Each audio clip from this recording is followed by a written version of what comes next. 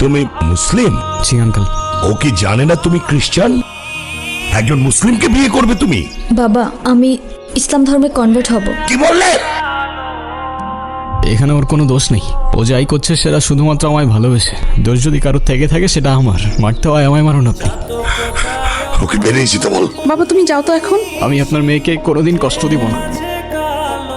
মাফ করে দাও মানে? 4টা বছর পরে সে এখন তুমি মাফ চাচ্ছ? হাল ছেড়ে দিচ্ছ? তো আমি আর কি করবো, আমাকে একটু বলবা? একটু বোঝার চেষ্টা করো।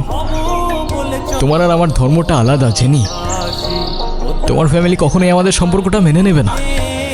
তুমি কি আমাকে ভালোবাসো না? দুনিয়ার সবাই মেনে না নিলে যদি আমার প্রতি তোমার ভালোবাসাটা কমে যায় না, তাহলে থাকো, আমি চললাম। কোথায় যাচ্ছ? বাবার পছন্দের ছেলেকে বিয়ে করতে। তাহলে আমার কি হবে?